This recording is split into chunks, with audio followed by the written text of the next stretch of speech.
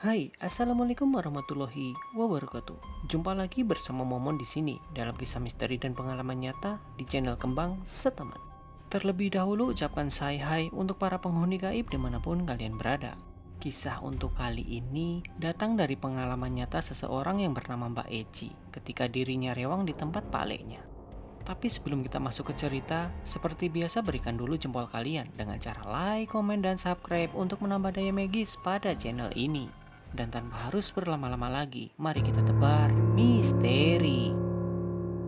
Ini sebuah kisah nyataku yang belum lama ini aku alami sendiri. Tepatnya pada saat awal bulan Maret.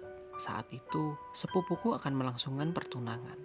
Jadi, keluargaku otomatis pergi untuk rewang ke rumah dia. Perlu kalian ketahui, rewang itu bahasa Jawa ya, yang artinya bantu-bantu. Kami sekeluarga pergi pagi-pagi setelah sholat subuh. Karena rumah Pak Lekku memang tidak begitu jauh dari rumahku, jadi kami hanya jalan kaki saja. Nah, kebetulan area rumah kami ini dekat dengan rel kereta api ya guys. Jadi, kami kalau ke rumah Pak Le lewat pinggirnya rel kereta. Setelah hampir sampai ke rumahnya Pak Le, kita masih harus lewat sungai kecil dan hutan bambu. Dan sebuah kejadian janggal itu pun terjadi di sini. Saat aku lagi enak-enak jalan menyeberang sungai, samar-samar kulihat ada orang lagi duduk di atas batu pakai terusan berwarna putih. Awalnya aku kira warga kampung yang mau mencuci baju, karena memang ini kan sudah pagi. Biasanya ibu-ibu ada yang mencuci bajunya di sungai. Lalu aku iseng ngomong ke ibuku. Tak kira awake dhewe tok bu sing esuk-esuk wis mlaku-mlaku. Tibake wis ana wong umbah-umbah yo. Yang artinya kukira kita doang yang masih pagi sudah jalan-jalan bu. Ternyata sudah ada orang yang nyuci baju ya. Ibuku hanya diam saja sambil melihatku heran. Sesampainya di rumah Pak Le, ibuku tiba-tiba ngomong. Lawang wis esuk gendoke sak diketoke demit nek sungai mau. Yang artinya sudah pagi-pagi Nduk masih melihat hantu di sungai tadi. Sekedar tahu ya, Nduk itu sebutan untuk anak cewek bagi orang Jawa ya guys. Sontak aku kaget dengar omongan ibuku. Bulu kuduku rasanya berdiri seketika. Ternyata yang aku lihat di sungai bukan orang, tapi penampakan.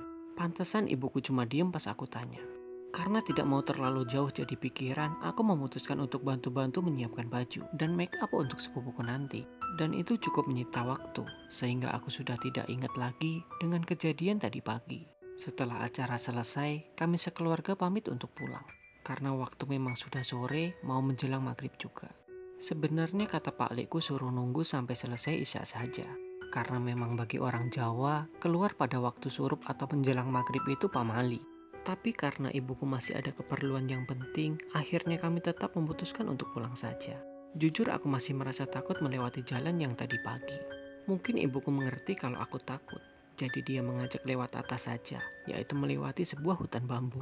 Aku sedikit lega karena tidak lewat sungai lagi saat kami berjalan. Ada seorang ibu-ibu yang tadi lewat jalan setapak di depanku. Kami pun cukup lama berjalan dan ibu-ibu itu masih tetap di depanku. Tak berselang lama, ibu itu berbelok ke jalan yang berbeda dengan kami. Semula aku kira mungkin ibu itu sudah sampai ke rumahnya. Saat aku melewati jalan pas di tempat ibu itu tadi berbelok, aku bingung karena jalan itu sepertinya tidak mungkin untuk dilewati. Karena semak belukarnya sangat lebat dan tinggi-tinggi sepinggang orang dewasa. Dan refleks aku menyeletuk ke ibuku. Apa ya ono omah ning kono, Bu? Kok ibu-ibu sing ngarepe awake dhewe mau belok rono? Yang artinya, apa ada rumah di sana, Bu? Kok ibu-ibu yang tadi di depan kita belok ke arah sana? Ibuku spontan langsung istighfar dan menjawab, ya Allah, kena apa pean iki nduk? Kok dino iki ketok barang alus tok? Ket mau ora ono liyane ibu, pean mbek mbake. Yang artinya, ya Allah, kenapa kamu ini nduk? Kok dari tadi ngelihat barang halus terus? Dari tadi tidak ada orang selain ibu, kamu dan mbakmu. Mendengar omongan ibuku, badanku langsung lemes semua kayak gak punya tenaga. Aku sampai keringetan panas dingin, sampai rasanya gak kuat lagi buat jalan. Akhirnya, ibuku nelpon abangku suruh jemput aku di sini. Setelah sampai di rumah, aku langsung tiduran karena rasanya masih syok campur lemes semua badanku. Dari dalam kamar, samar-samar aku mendengar ibuku sedang bercerita ke abang kejadian yang aku alami tadi. Tak lama kemudian aku merasa haus, lalu aku bergegas ke dapur untuk mengambil air minum. Jadi, dapurku itu desainnya dari kaca. Otomatis kebun di halaman belakang terlihat jelas karena gordennya belum ditutup. Saat lagi enak-enaknya minum, tiba-tiba kayak ada yang lempar dari arah luar. Sontak saja aku langsung noleh, tapi nggak ada orang atau apapun. Semula aku kira cuma kucing. Aku segera selesaikan minum dan menutup kulkas. Saat aku balik badan, sumpah sangat jelas sekali. Aku melihat penampakan cewek pakai baju terusan putih yang berlumuran tanah dan darah. Rambutnya panjang sekali, wajahnya pucat tak berbentuk, dan bola matanya putih semua. Dia sedang berdiri dan menatapku dari luar sana. Lalu dia tiba-tiba terbang sambil ketawa-ketawa.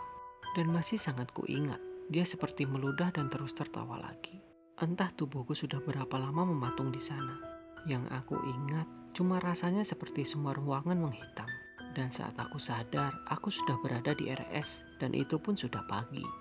Sudah ada banyak orang di sampingku, ibu dan semua kerabatku pun ada di sana. Aku yang masih lemas dan belum sadar, sepenuhnya melihat ibuku di sampingku.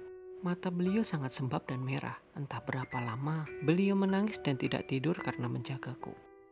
Ternyata setelah kejadian malam itu, aku jatuh pingsan dan mengalami koma selama 7 hari. Kata ibuku, sebelum aku tak sadarkan diri, aku sempat berperilaku tak lazim dan menggigit tangan abangku sampai kulitnya ikut dan keluar darah campur nanah dari mulutku katanya. Ya Allah, aku mendengar cerita ibuku sambil menangis kayak gak percaya. Kenapa kok aku bisa ngalamin hal kayak gitu? Katanya mbahku kalau kelahiran pahing di keluargaku memang kebanyakan sering dilihatin makhluk halus. Dan kebetulan aku kelahiran weton pahing. Entah percaya atau tidak. Tapi kepercayaan seperti itu masih sangat kental di desaku ya guys. Maklum, tempat lahirku itu di daerah timur. Sekedar info, desaku ini dekat dengan tempat kejadian KKN Desa Penari. Film yang sekarang lagi rame itu loh guys. Setelah melewati desaku, baru sampai ke desanya Nyai Badara Wuhi. Itulah tadi sebuah pengalamanku bertemu dengan beberapa sosok astral yang sangat mengerikan bentuk dan rupanya di hari yang sama. Apalagi setelah kejadian aneh yang kualami, aku harus diopname selama 7 hari. Semoga saja kejadian ini tidak terulang lagi padaku, apalagi sampai berbuntut panjang. Amit-amit deh. Terima kasih sudah mendengarkan kisah ini. Tunggu juga kisah mistis dan pengalaman nyata berikutnya. Semoga kisah kali ini bermanfaat untuk temani harimu bersanding hidup dengan makhluk-makhluk dari dunia lain. Teruslah menebar misteri dan salam kembang setamat. Wassalamualaikum warahmatullahi wabarakatuh.